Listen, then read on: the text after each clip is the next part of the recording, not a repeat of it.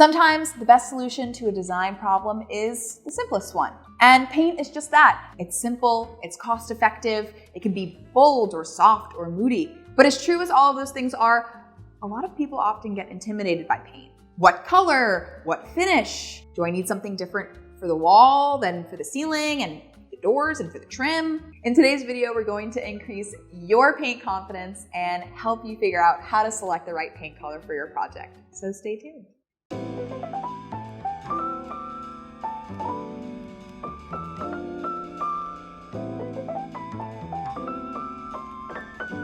Hello there, my name is KLSY and I am the founder and creative director of KLSY Design Studio, a full-service interior design firm specializing in commercial spaces for small and boutique-style businesses. Welcome back to all of our returning subscribers and welcome to our new ones. Be sure to hit the subscribe button, follow us on Instagram, and check out our website at www.klsy.design, where you can sign up for our email newsletter and gain access to all of our free designer cheat sheets. There will be a free designer cheat sheet for this video, so if you want to access that, I will leave the link to do that down in the description box. That felt hard for me to say for some reason. Down in the description box. In this video, we're going to discuss the contents of paint, the different finishes of paint, and when to use each one. I'll quickly mention some paint manufacturers if you're confused about where to look for paint, tips on color selection, and selecting a white paint when there are literally billions of white paints. To begin, I want to very briefly discuss what paint is made of. And I mean very briefly, because the only thing worse than watching paint dry is hearing someone talk about how paint dries. There are 4 basic components to paint: resins, pigments, solvents, and additives. Resins are the backbone of paint and they act as a binder that holds the mixture together as well as allow the paint to stick to the wall. It also acts as a protective layer that forms over the surface of the paint after it dries. Pigments are pretty self-explanatory. They're the colors and they're also the finishes like glossy or matte. Solvents help control the viscosity and allow the paint to spread nicely over the surface. And finally, additives are the things that are added in to help with things like preventing mold growth and a smoother application or whatever else they want to add in. One thing to note is that most paints contain VOCs or volatile organic compounds. If you've ever smelled the smell of a freshly painted room, those are VOCs. They are chemicals that are emitted from the paint and other products such as plastics, glues, and varnishes, and they can be harmful to our health. If you can, opt for low to no VOC paint. See, I told you. Quick and not so painful, right? Okay, we got that out of the way. Now let's talk about finishes and applications. Finishes are the top layer of the paint that make it either matte or glossy or somewhere in between. The different type of finishes from most matte to most glossy are the following. Flat has no sheen at all, but will provide the best color pigmentation. It is difficult to clean and will stain easily though. Matte has almost no sheen and can create a luxury or soft look. Eggshell has a slight sheen and it's more durable and easily cleaned. Pearl is a medium gloss that is also durable and can be used for high humidity areas. Satin is a slightly higher gloss, it's durable and it's great for accenting trim. Semi-gloss is glossy and it's very similar to the look of a varnish on furniture. And high gloss, the glossiest, has a reflective quality and is extremely durable. As you can probably tell, the glossier you go, the more durability and stain resistance you achieve. So you'll want to keep that in mind when you're specifying paints in high traffic areas especially. Of course, there are no hard and fast rules when it comes to anything in design, but these are the general rules that most designers follow when you're selecting a paint finish. For your general wall paints, 9 times out of 10, you're gonna wanna specify an eggshell finish. Eggshell is going to be the most matte that you can go without showing fingerprints or imperfections as much, as opposed to like a matte or flat. This can be true in both homes and in commercial spaces where you either have a high traffic area or little kids running around with sticky fingers. For doors and trims, satin or semi-gloss are very popular. Even if you specify the same color for the walls, the doors, and the trim, that added shine along the trim and the doors in that satin and semi-gloss will add just a small touch of accent to the architecture and create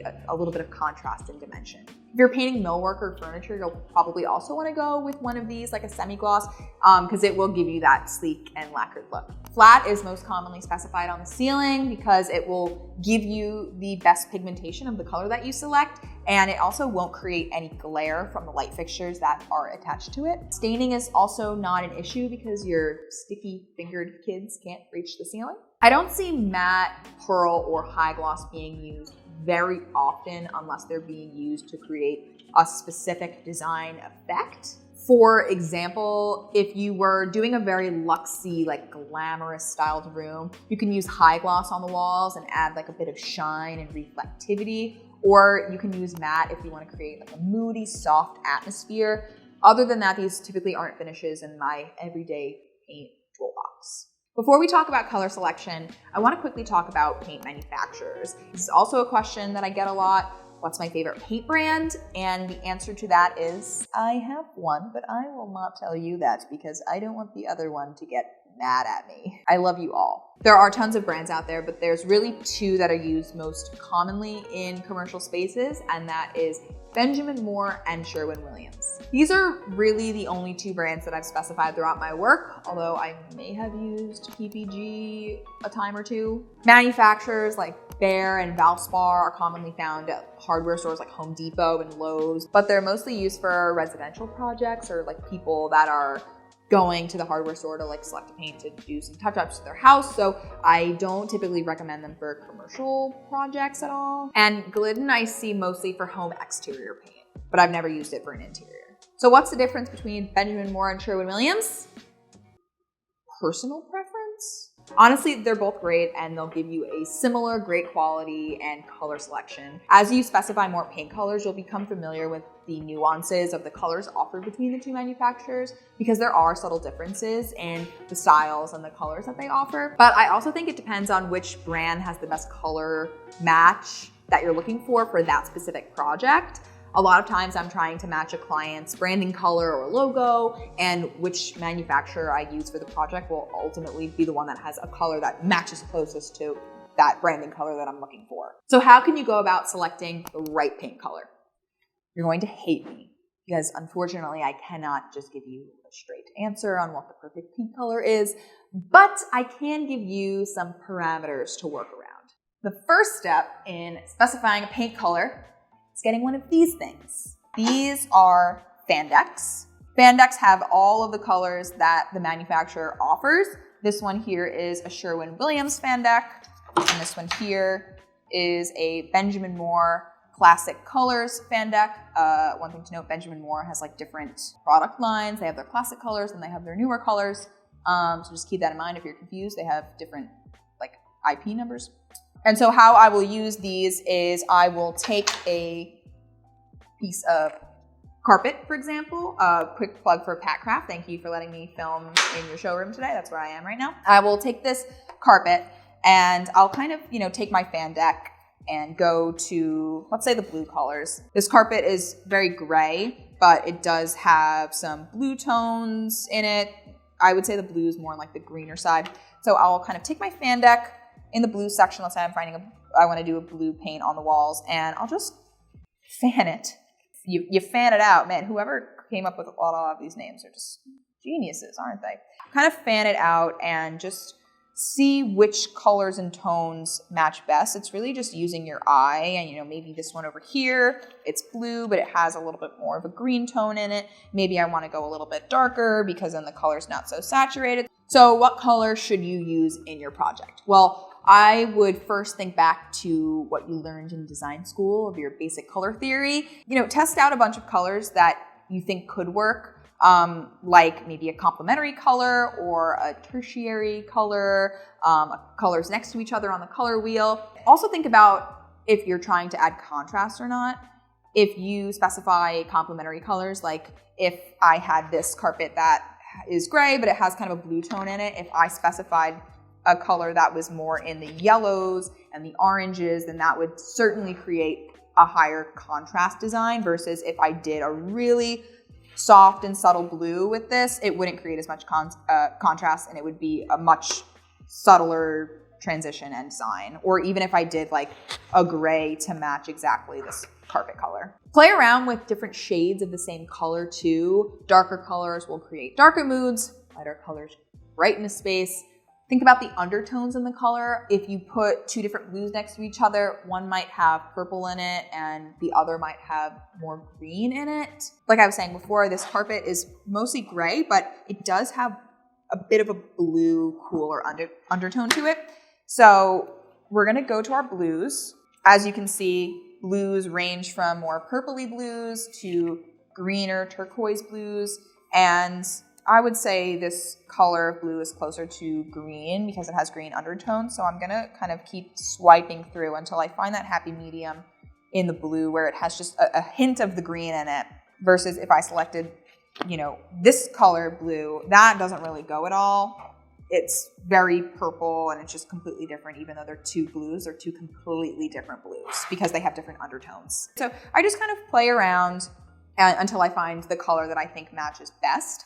And then once I found a color that I like, I will then order a large paint swatch from the manufacturer. You can just email your local rep and they'll send you a large piece. Sometimes they send you pieces that are bigger than this, or I'll order a couple and I can cut them up. And I'll use these larger pieces in my sample box to show my client. So this will kind of go into my presentation. I've got my paint color so you can see it a little bit more clearly.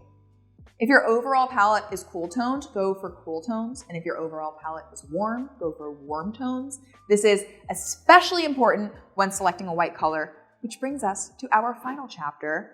How do I select a white when there are literally a billion white paints to choose from?